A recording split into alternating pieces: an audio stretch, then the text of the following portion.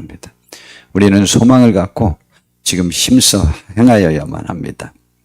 이 세상에서 거저되는 일은 정말 없습니다. 콩 심은 데 콩 나고 팥 심은 데 팥 납니다. 그래서 성경에서는 우리들에게 무엇을 심어야 될런지에 관해서 아주 분명한 길을 제시하고 있습니다. 지난주에 제가 말씀 전할 때 사람들은 자기들의 생각, 목표, 말에 따라서 그렇게 살고 그런 사람이 된다고 말씀을 드렸습니다.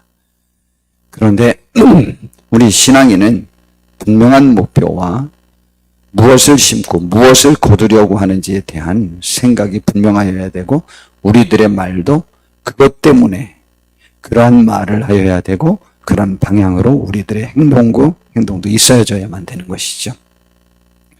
그런데 이제 7절부터 보니까 스스로 속이지 말라. 하나님은 업신여김을 당하지 아니한다. 그랬습니다. 이게 하나님은 업신여김을 당하지 않는다고 하는 것은 무시당하지 않고 그분이 계획하고 주관한 대로 생각한 대로 세상을 주관하고 계신다라는 것을 분명히 성경은 가르쳐주고 있다는 것입니다. 그래서 사람이 무엇으로 심든지 그대로 거두는데 그것은 우리 사람들은 그가 무엇을 심었는지 잘 모를 수도 있고 그 중심을 잘 모를 수도 있지만 하나님은 다 아신다는 그런 말씀이거든요.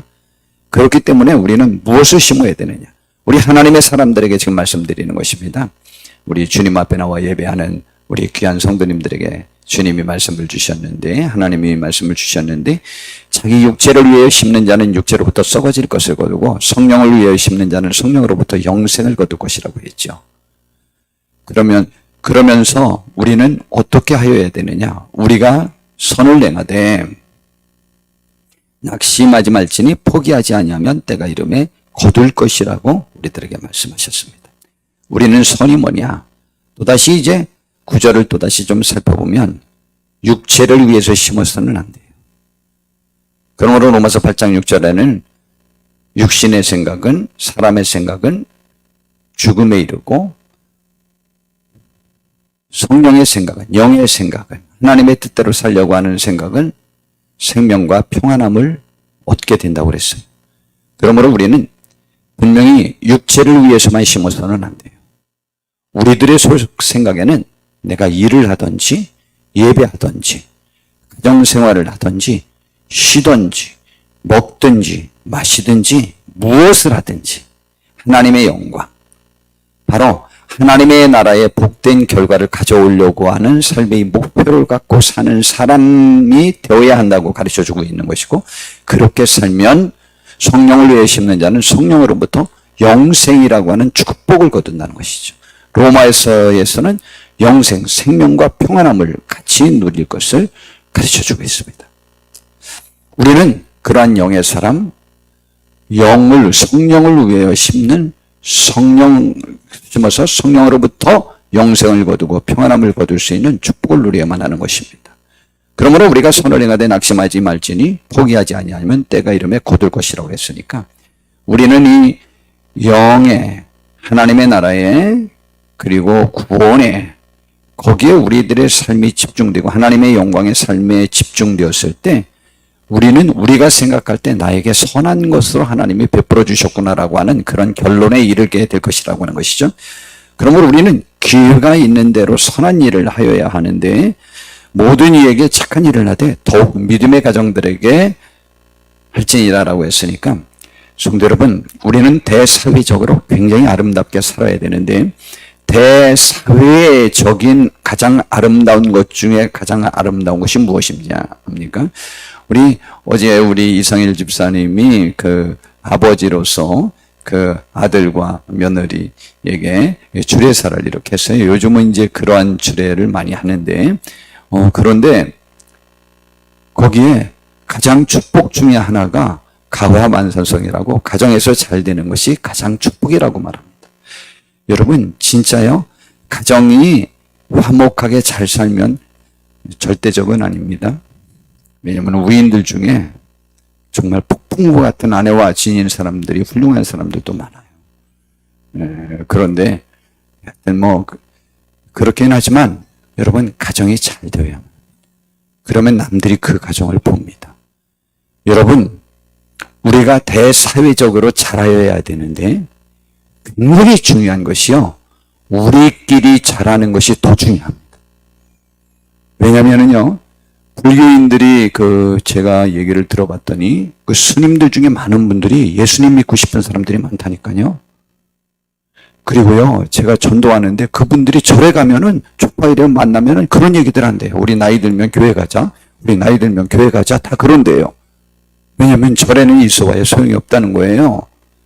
왜냐면 병원에 입원해서 보면은 절에서는 한 명도 안 오는데 교회에서는 막 하루에 오는 때는 10팀이 온대. 10팀이. 이야, 이게 나이 들면 교회 가야지. 절에는 우리 젊었을 때 다니고 나이 들면 다 교회로 가자. 그런다는 거죠. 여러분, 이게 우스갯소리가 아니고 진실입니다. 우리 믿는 사람들끼리 자라야 되고요. 부부끼리 자라야 되고 부모와 자녀, 형제, 자매 간에 잘 하셔야 됩니다. 나와 관련된 사람들에게 우선 잘 하시고, 원래 안에서 그렇게 하면 밖에서도 그렇게 하거든요. 그런 축복이 우리에게 있어야 돼요. 그것이 영적인 일이에요. 그것도 하나님의 영광을 위해서 그렇게 하여야 하는 거예요. 자, 우리는 성령으로 심을 수 있는 귀한 하나님의 사람들 다 되어서 영생을 거두고 평안을 거두고 하나님의 은혜를 거두는 축복이 있기를 정말 바랍니다. 예수님의 사역을 보십시오. 여러분, 이 세상에서 누가 제일 행복하고 부러울까요? 우리 중에 많은 분들은 예수님이 절대적으로 부럽지는 않을 수도 있어요. 그분을 가장 의지하고 가장 좋아하긴 하지만 그분의 삶이 우리들의 모델이기를 원하지는 않을 수는 있지만 사실은 우리는 반드시 그렇게 살아야만 합니다.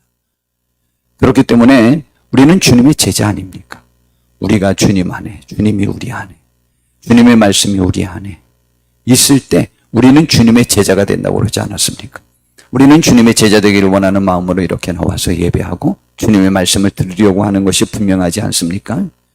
그런데 주님의 삶을 한번 살펴보면은요, 주님이 그의 삶에 관해서 이 세상에서 주님을 부러워했던 사람들이 굉장히 많습니다. 그 삶을 왜 부러워하느냐면 그는 가장 고난의 길을 걸었지만 가장 행복하게 열매를 본 사람이라는 것이죠. 결과물을 얻어낸 분이기 때문에 그분이 가장 행복한 사람이라고 생각하는 것이죠.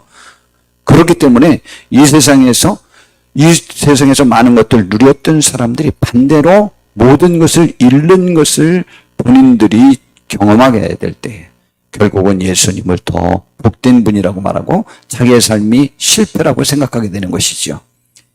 자, 그런데 예수님의 삶을 살펴보면요, 예수님의 삶에 관하여 가장 전반적으로 잘 설명한 것은 이사야 53장에 있는 내용입니다. 그 내용에 보니까 예수님은 이 세상에 오셨을 때 세상 사람들이 볼 때 그를 인정하지 못할 조건들이 너무 많았어요. 그는 주 앞에서 자라나기를 연한 순 같고 마른 땅에서 나온 뿌리 같아서 고운 모양도 없고 풍채도 없은즉 우리가 보기에 흠모할 만한 아름다운 것이 하나도 없어요. 부자도 안 됐지. 뭐 결혼도 못했지. 그리고 사는 동안 가난하게 살았지. 정말 찌들게 살다가 또 그가 사역을 감당할 때 인기를 얻는 듯 했지만 비참하게 죽었지. 배신당했지. 뭐 이런 여러 가지 것들이 정말 흠모할 만한 것이 하나도 없었을 뿐만 아니고 3절에 보니까 그는 멸시를 받아 사람들에게 버림받았으며 간고를 많이 하는 자였어요. 예, 어려움이 굉장히 많았던 사람이에요. 그리고 질고 병을 또 알고 있던 사람이에요. 아는 자라.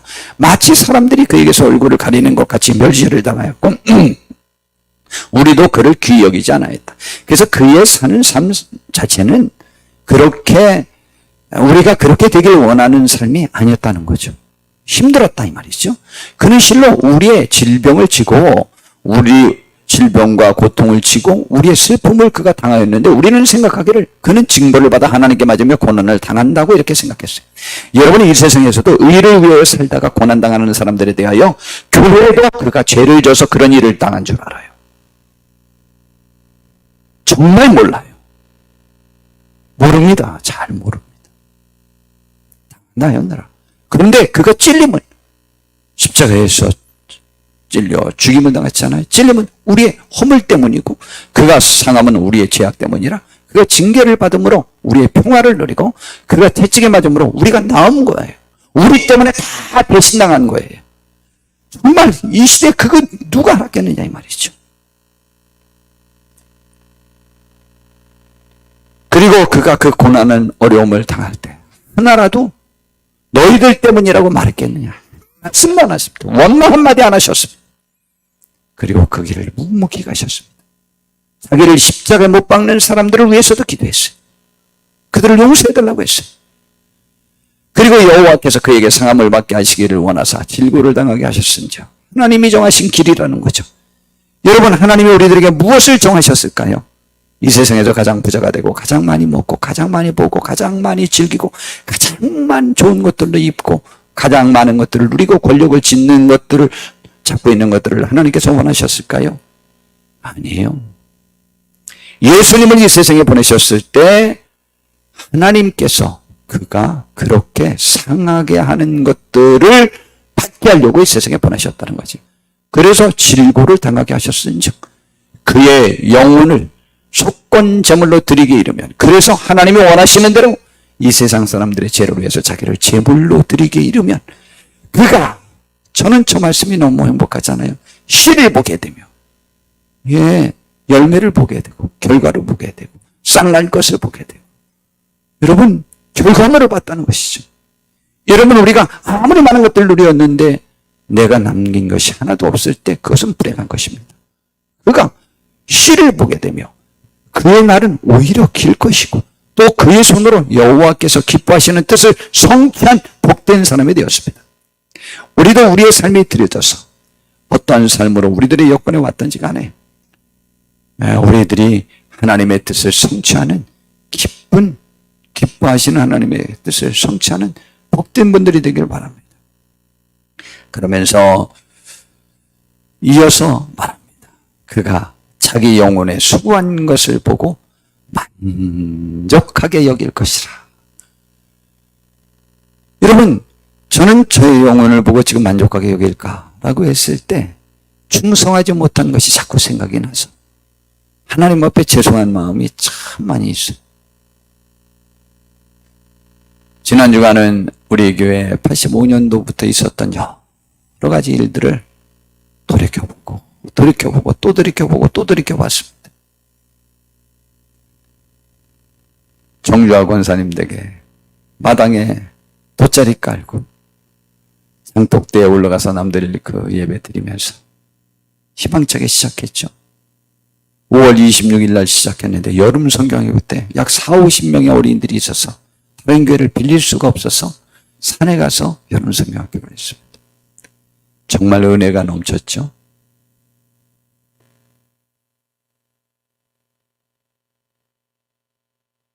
우리 교회 어린이들과 학생들이 막 물밀듯이 밀려왔었습니다. 그런데 그 어린이 학생들, 청년들이 지금 어디 갔나 하면서 마음이 너무 아픈 거예요. 불과 몇 년 전만 해도 정말 저녁 예배 때, 저녁 기도회 때 학생 청년이 3분의 2가 참석했었어요.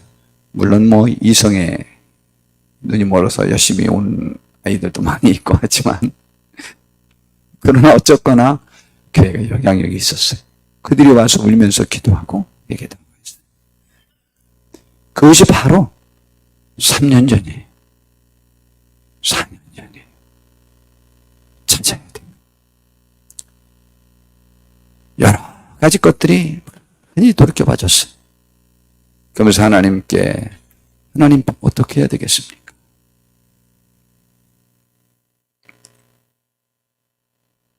그는 자기가 수고한 것으로 만족해 여김을 받았어요. 나의 의로운 종이 자기 지식으로 많은 사람을 의롭게 하며 또 그들의 죄악을 친히 그가 담당했어요. 그리고 그가 영혼을 버려 사망에 이르게 하며 범죄자 중 하나로 헤아림을 받았습니다. 이 범죄자 중 하나로 몰림을 당했지만 억울해하지 않았어요. 왜냐하면 그것이 하나님의 길이, 하나님의 뜻이라는 것이 믿어졌기 때문입니다.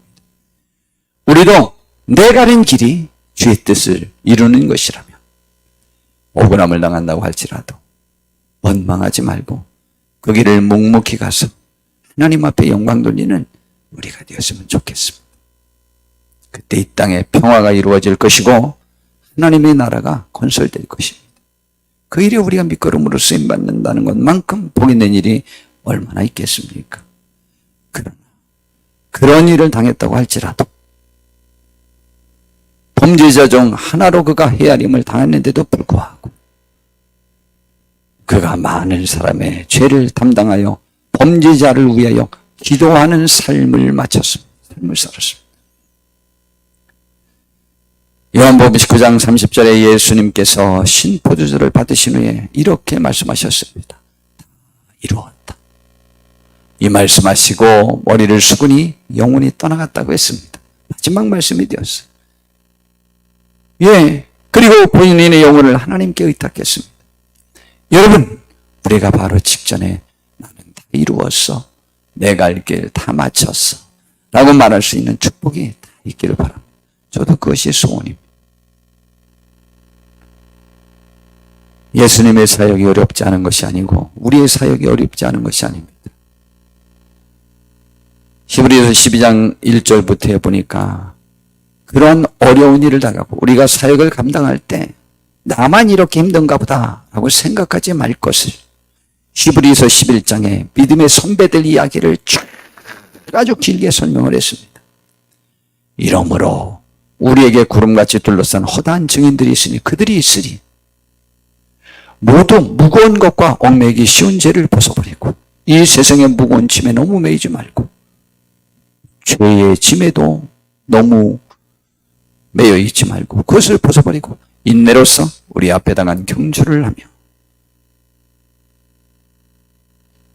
믿음의 주여, 그 중에 가장 중요한 분, 우리의 믿음의 주여, 또 온전케 하시는 이인 예수를 바라보자 라고 이렇게 말하고 있습니다. 우리는 예수님을 바라봐야 돼요. 예수님만이 우리를 온전케 할 수 있어요. 그는 주 앞에 있는 기쁨을 위하여 십자가를 참으사 부끄러움을 개의치 아니하시더니 하나님 보좌 우편에 지금 앉아 계시는 축복을 누렸습니다. 우리가 피곤하여 낙심하지 않기 위하여 지금 말하는 거예요. 죄인들이 이같이 자기에게 거역한 이들을 참으시니 그 예수님을 생각하자. 죄인들이 자기를 거역하고 십자가에까지 못 박히게 했지만 참으셨어요. 그래서 죽었어요. 피를 흘렸어요. 그런데 4절에 보니까 그런데 너희는 아직 죄와는 싸웠는데 피 흘리기까지는 대항하지 아니했다 라고 말합니다. 그렇죠? 우리는 아직 죽지 않았잖아요. 죽음의 고비에, 이 신앙 때문에 죽음의 고비에 이르진 않았습니다. 근데 우리가 신앙 때문에 당한 것이 있긴 하면 감사하게, 우리의 고난이 신앙 때문에 닥친 일이 있긴 하면 성경의 일정 부분을 우리가 이루고 있는데 당하는 게 없잖아요. 그렇지 않나요? 이것도 당하는 거죠. 이 주일날 예배 나오는 것도 당하는 것이고 11조 하는 것도 당하는 것이라고 하대요. 물론 그것이 당하는 것일 수는 있어요. 예, 당하는 것이라고도 생각할 수 있을 것 같아요. 그런데 그로 인하여 우리가 손해본 것은 없거든요. 그런데 예수님은 죽으셨거든요. 또 믿음의 선지인들은 다 이뤘거든요.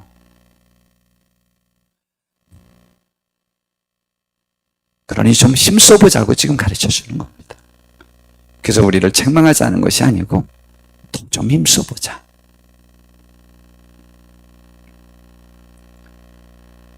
(12절에) 보니까 그러므로 피곤한 손과 연약한 무릎을 일으켜 세우 너희 발을 위하여 곧은 길을 만들어 저는 다리로 하여금 어그러지지 않고 고침을 받게 하라.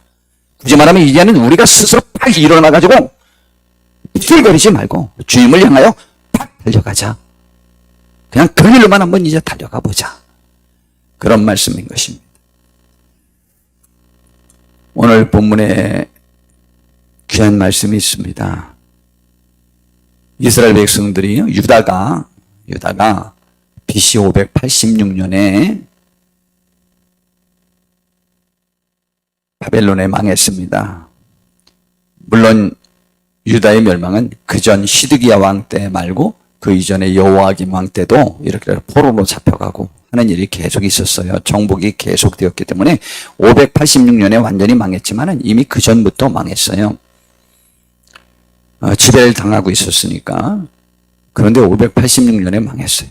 그래서 바벨론에서 포로를 잡히게 되었습니다. 그런데 페르시아라고 하는 나라가 이제 바벨로니아를 멸망시키고 난 다음에 초대 황제 고레스가 내가 이렇게 왕이 된 것은 이 유다 나라를 해방시키고 성전을 지키게 하려고 하나님께서 나를 이렇게 왕으로 세웠다는 거예요. 참 희한한 왕이 다 있죠? 다른 나라 왕인데. 그 페르시아 왕이 말이에요. 그렇게 해서 이제 해방이 되었습니다. 그때의 기쁨을 노래한 것이 시편 126편입니다. 여호와께서 시온의 포로를 돌려보내실 때에 우리는 꿈꾸는 것 같았도다. 저는 꿈꾸는 것 같았도다. 우리 민선이가 뭐 때문에 한번 굉장히 좋아했을 때 막 입을 이렇게 웃던 생각이 기억이 나요. 너무 좋아가지고 입이 안 다물어져. 저는 이 꿈꾸는 것 같았도다 했을 때 우리 민선이가 그렇게 웃던 그 생각이 나는 거예요. 막 꿈만 같은 거죠. 너무 행복하고 좋은 거죠. 해방됐을 때 얼마나 좋았습니까? 우리도 일제 해방을 맞이했던 8.15 때 기뻐했지 않습니까? 그때 우리 입안인 웃음이 가득하고 그의 혀에는 찬양이 찼었도다.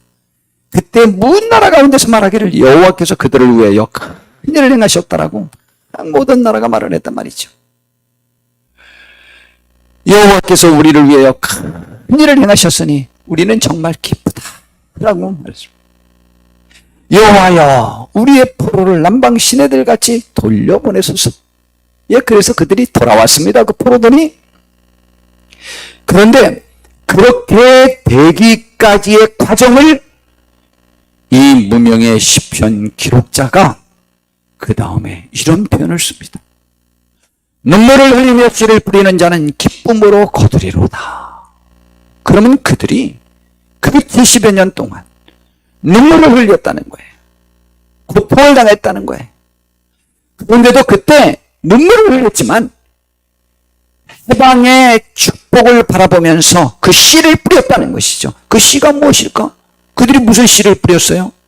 군사력을 키웠을까요? 아니요. 반란을 꿈꿨을까요? 아니요. 그들이 어떤 정치적 어떤 그런 노력 하나도 하는 것 없습니다.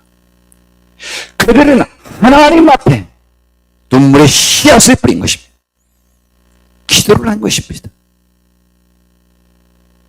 그러면서 울며 씨를 뿌리러 나가는 자는 반드시 기쁨으로 그 곡식단을 가지고 돌아올 것이라고 자신들의 해방을 근거로 해서 자기들이 하나님 앞에 부르짖어 기도했던 그 과거를, 눈물을 흘렸던 과거를 생각하면서 지금 선포하는 거예요. 우리가 꿈꾸는 것 같은 입가에는 그냥 웃음이 났었던 그 축복, 온 세계가 하나님께서 너희들을 위하여 귀한 일을 행하셨다라고 하는 그 축복의 내면에는 울며 씨를 뿌리러 나갔던 그 과거가 있었음을 고백하는 거예요. 여러분, 우리도 울며 씨를 뿌리러 나가는 귀한 씨 뿌리는 자들이 되셔야만 합니다.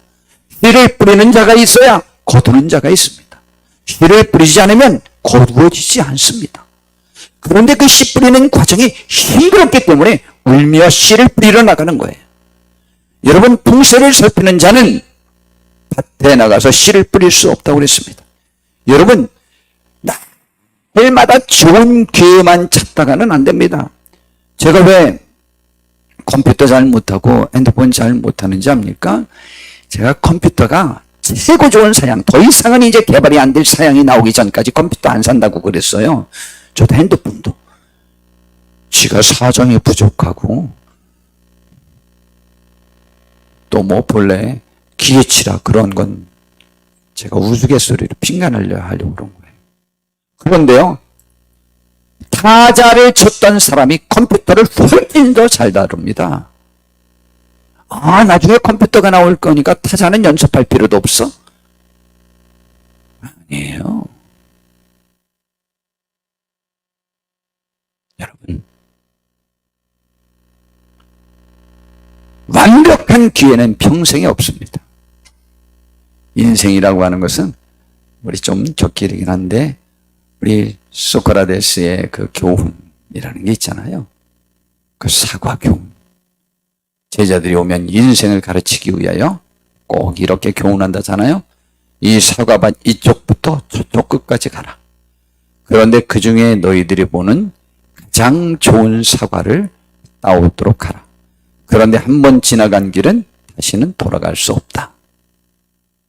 하나씩 따왔어요. 그래서 물어봤는데 한 명도 만족하는 사람이 없어요. 왜냐하면 어떤 사람은 처음에 들어갔는데 너무 좋아서 땄어요. 그게 제일 좋을 거라고 생각했어. 근데 가보니까 더 좋은 게 있었어요. 근데 이미 땄기 때문에 그걸 딸 수 없어요. 어떤 사람은 처음에 좋은 게 있었는데 나중에 가면 그럼 더 좋은 게 있을까 봐 그냥 지나갔어요. 그랬는데 다 지나갈 동안 그때 봤던 것보다 더 좋은 게 없지만 돌아갈 수 없었어요. 그래서 100%가 대부분 후회한다는 것이죠. 다른 말로 바꾸면 인생에서 가장 만족스러운 것을 잡을 그러한 판단력이 있는 사람은 그리 많지 않아요. 그런 완전한 기회는 많지 않아요. 우리에게 주어진 기회를 속속 잡는 사람이 많은 기회를 잡을 뿐이에요. 우리에게 주어진 모든 기회는 다 기회입니다. 그 시간을 놓치면 안 돼요. 그 상황을 흘려버리면 안 돼요.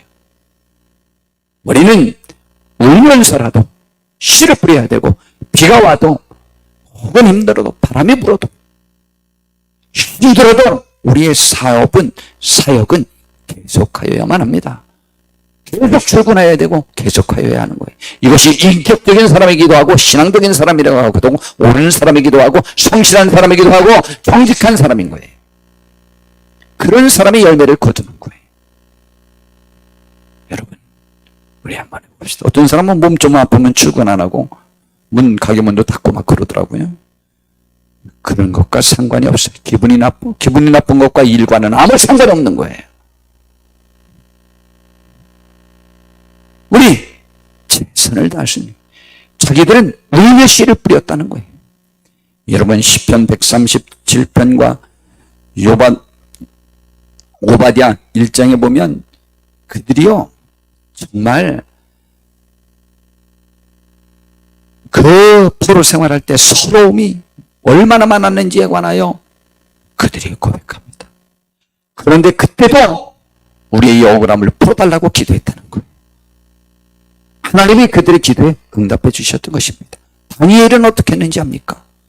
그 바벨로니아에서 생활할 때 그가요 총리가 되었어요. 다리오 왕이 그를 아주 귀히 사랑해서 총리를 시켰는데 그가 너무 잘한 거예요. 그래서 수많은 민족이 바벨로니아에는 같이 합쳐서 그렇게 인재를 등용했거든요. 그런데 이 시세 많은 사람들이 이 다니엘을 무너뜨려야 되겠는데 트집을 잡으려고 다 찾아봤는데 아무리 찾아봐도 찾을 수가 없는 거예요.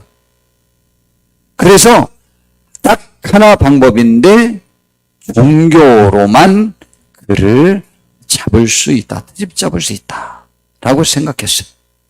그래서 왕에게 가서 다니엘이 하루에 3번씩 유다, 이스라엘을 향한 그 창문을 열어놓고 거기에서 기도하는 것을 알았던 거예요. 그리고 3번씩 그렇게 기도하는 것을 알고 그것으로 트집을 잡으려고 작정해서 엉터리 법령을 갑자기 만들어갖고 왕에게 간 거예요. 대신들 전체가. 그래서 한 달 동안은 임금님 외에 어떤 신에게도 기도하는 사람은 사자굴에 넣기로 그렇게 결정하고 오인을 꽝 찍어서 변개하지 못하도록 만들었어요. 그런데 성경에 보니까 다니엘이 이 조서에 왕의 도장이 찍힌 것을 알고도 자기 집에 돌아가서는 옥방에 올라가, 총리인데 몰라, 다 알지. 올라가 예루살렘으로 향한 창문을 열고 전에 하던 대로 하루 3번씩 무릎을 꿇고 기도하며 그의 하나님께 감사하였다.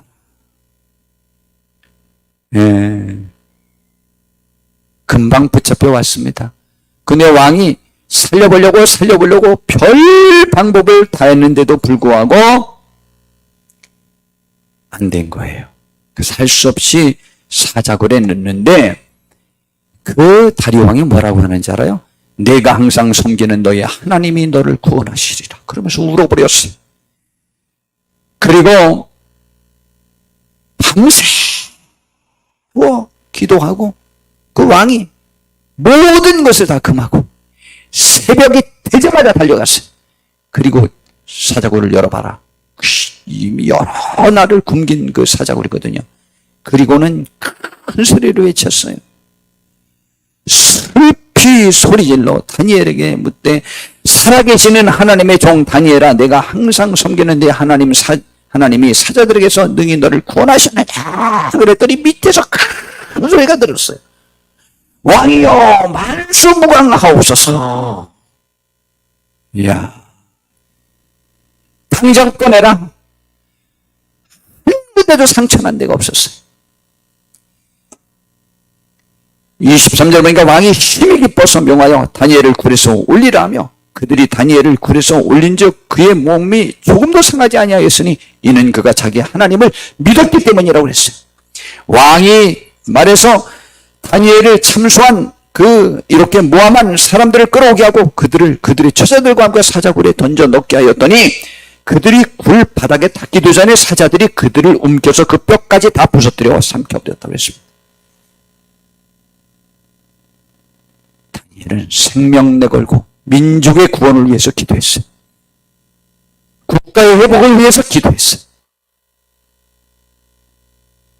그 기도들이 쌓인 거예요. 그뿐만이 아닙니다. 다니엘 9장에 보니까 이 아하스와로 왕 때 다리오가 갈대아 나라 왕으로 세움을 받던 첫 해에 곧 통치 원년에 나 다니엘이 책을 통하여 여호와께서 말씀으로 선지자 에레미야가 알려주신 그 연수를 깨달았나니 에레미야서를 읽다가 70년 후에는 해방된다는 사실을 읽었어요. 거기 예언이 되어 있거든요. 곧 예루살렘의 황폐함이 70년 만에 그치리라는 것이니라. 그때부터 이 다니엘이 금식하며 베옷을 입고 죄를 덮어쓰고 주 하나님께 기도하며 간구하기를 결심하고 유다 민족이 하나님 앞에 범죄하여 이 일을 당한 모든 하면서 회개 기도합니다. 그 기도가 응답되었단 말이죠. 출애굽도 마찬가지입니다. 출애굽기 2장 23절부터 25절에 보니까 여러 해 후에 애굽 왕은 죽었고 이스라엘 자손은 고된 노동으로 말미암아 탄식하며 부르짖으니 그 고된 노동으로 말미암아 부르짖는 소리가 하나님께 상달되었어요. 그래서 하나님이 그들의 고통 소리를 들으시고 하나님이 아브라함과 이삭과 야곱에게 세운 그의 언약을 기억하시고 하나님이 이스라엘 자손을 돌보셨고 하나님이 그들을 기억하셔서 모세를 보내서 구원하신 것입니다. 초대교회의 성장도 마찬가지입니다. 그냥 된 것이 아니에요. 어떤 씨를 뿌렸느냐? 사도행전 1장 4절에서 5절에 보니까 사도와 함께 모이사 그들에게 분바에 이르시되 예루살렘을 떠나지 말고 내게서 들은 바 아버지께서 약속하신 것을 기다리라고 했어요. 그때 예루살렘 성은요 예수 이름을 말하면 잡아 죽이기로 작정한 성이에요. 그리고 그 도의 우두머리라고 생각하는 예수님도 잡아 죽인 그러한 성이에요. 지금 아무도 예수 이름을 말할 수 없어요. 그런데 그 예루살렘 성을 떠나지 말고 하나님이 약속하신 것을 기다리라는 거예요. 왜냐하면 요한은 물로 세례를 베풀었으나 너희는 몇 날이 못되어 성령으로 세례를 받으리라 하셨어요. 그들이 생명을 내걸고 예루살렘 성에 모여 기도했는데 그 말씀을 받은 사람이 500명 정도였어요. 그런데 제자들과 함께 14절에 보니까 여자들과 예수의 어머니 마리아와 예수의 아우들과 더불어 마음을 같이하여 오로지 기도에 힘썼어요. 모인 무리의 수가 약 120명이었어요. 380명은 흩어졌지만 120명은 마가라고 하는 사람의 2층 방에서 그들이 모여서 기도했어요. 생명을 내걸고 기도한 겁니다. 근데 어떻게 기도했는지 알아요?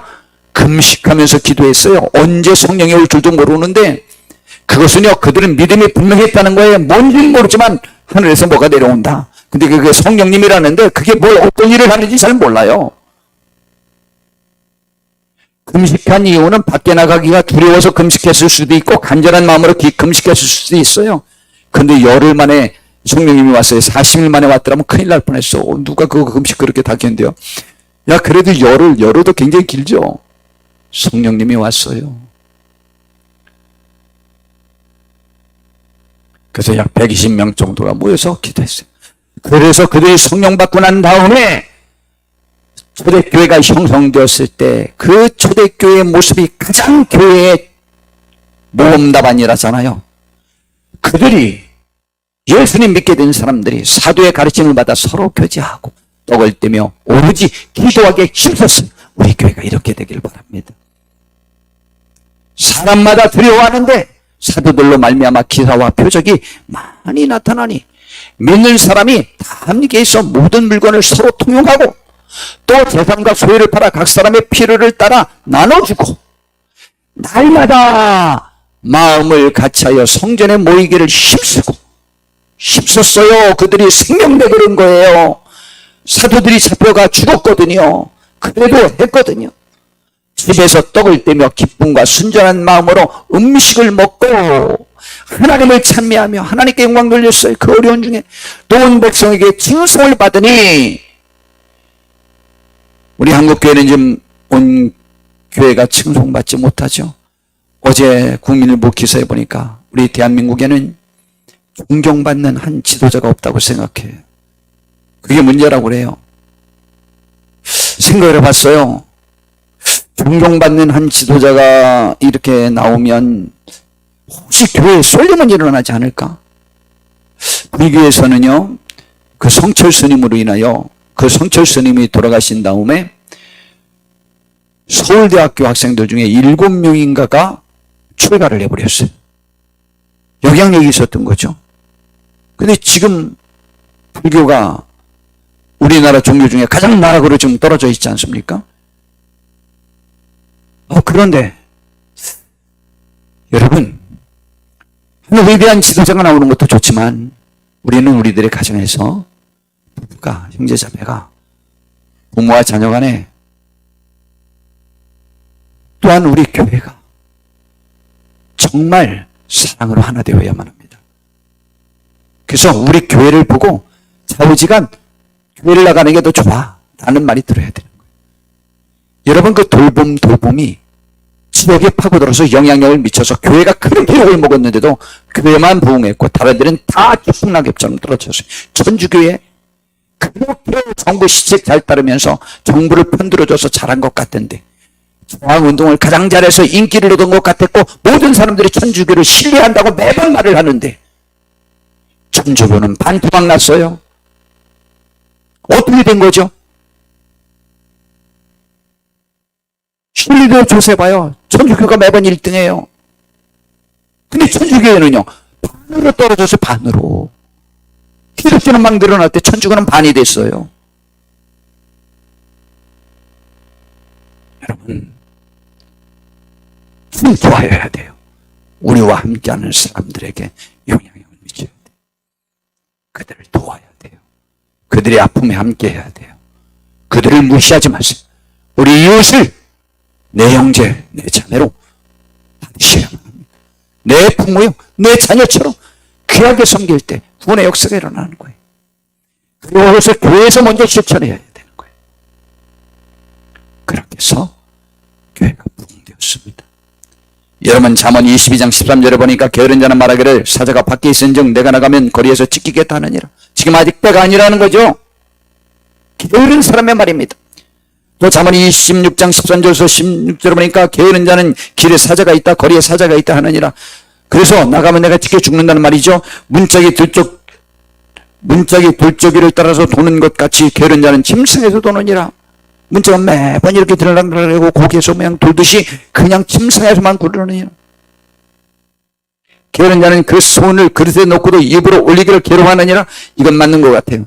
제가 처음으로 게으른 걸 한번 느꼈는데 요번에 갱과 뭐를 이렇게 먹으면서 야, 이거 까먹기가 새우인가 뭔가 모르면서 하여튼 그렇게 생각을 해봤는데, 누가 왜 닭고기를 안 먹느냐? 뼈 갈라는 거 싫어서 안 먹고, 왜 생선을 안 먹냐? 가시 갈라내는 거 싫어서 그래서 안 먹고, 왜 게 안 먹냐 그랬더니 까먹는 거 싫어서 안 먹는데요. 와, 그런데 많아요. 여러분, 게으른 사람은요, 자기가 입에 넣는 거 싫어서 안 먹는 사람이 있어요. 어떤 남자는요, 아내가 밥상 차려놓고 상보 덮어놓은 거 이렇게 치워서 먹기만 하면 된다고 차려놓고 나가면 이렇게 자기가 치우면 여기가 그 남자들은 그 관절염이 걸어서 1년 내로 여기 썩어서 잘라져 나간대요. 그 문드러진대요. 묻는 병도 걸리고. 그럴까봐 두려워서 그거를 이렇게 하는 것이 힘들어서 안 하는 남자도 있어요. 그걸 갖다 게으른 것이라고 말해요. 그리고 그릇에 손 놓기도 입으로 올리기를 기로워요. 우리들에게는 우리가 나가 구원할 그런 곡식들이 많아요. 주님이 오실 때는 휘어져 추수하게 되었어요. 때가 되었어요. 우리 한번 나가봅시다. 우리 나가봅시다. 그런데 이 게으른 자는요, 사리에 맞게 대답하는 사람 7보다 자기를 훨씬 괴롭게 여겨서 그 말로는 그를 이길 수가 없어요. 무슨 말을 해도 핑계거리가 있으니까. 우리는 무슨 말을 하도 하여야 될 이유만 되기를 바랍니다. 이제 말씀을 마무리할까 하는데, 저는 주님이 그 제자들에게 마지막 날 밤에 하셨던 말씀이 저는 너무 이 말씀의 마무리로 저의 마음을 감동시키고 있어요. 그때 제자들이 얼마나 엉터리인지 알아요? 저 말씀 누가복음 22장 저 28절 말씀 28절 말씀을 주시기 전에 제자들이 누가 크냐 싸웠어요. 그리고 이 말씀 마치고 베드로는 예수님을 버리고 배신할 것과 제자들은 다 도망갈 것을 예언하셨어요. 그런데 그 중간에 주님께서 이런 말씀을 주셨어요. 정말 눈물겨운 말씀 아니에요? 제자들에 대한 너무 고마움의 표현이에요. 너희는 나의 모든 시험 중에 항상 나와 함께한 자들인지. 예수님이 언제 시험 받으셨어? 받으신 적 없어요. 워낙 꿋꿋하게 가셔서 받은 적 없어요.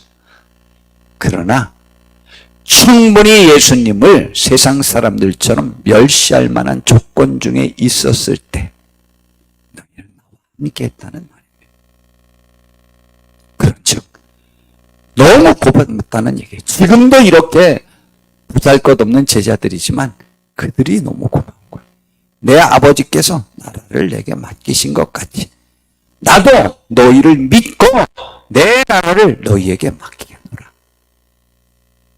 그리고 너희로 내 나라에 있어 내 상에서 먹고 마시며 또는 보좌에 앉아 이스라엘 12지파를 다스리게 하려 하노라. 귀한 말씀 아닙니까? 그들은 주님의 시험 중에 함께 했어요. 하나님의 나라의 시험 중에 함께 했어요. 그래서 주님이 고마워하는 거예요. 기억하시는 거예요. 영원토록 기억하겠다고 약속한 거고 또 이를 맡아달라고 부탁하신 거예요. 지금 임마누엘 교회는 큰 시험 중에 놓여 있습니다. 저뿐만이 아니고 우리 모두 시험 중에 놓여 있어요. 한국교회는 여지껏 경험해보지 못한 최고의 위험 중에 직면해 있어요. 기독교가 우리 대한민국에 들어온 이래로 최대의 위기를 맞이하고 있어요. 최고의 시험을 당하고 있어요. 이 시험도 외부로부터 오는 시험이 아닌 내부로부터 오는 시험에 놓여 있어요. 예수님을 인정할 수 없는 여건들이 많았다는 거죠. 정말 이분이 메시아일까? 생각할 만한 조건이 많았는데 그들이 흔들리지 않은 것을 감사했어요. 지금 저는 우리 교회, 한국교회, 세계교회 특별히 한국이 제일 심합니다. 여지껏 경험해보지 못한 위기를 맞이했어요. 여지껏 경험해보지 못한 시험을 맞이했어요. 이때 우리가 주님과 함께 하기를 바랍니다.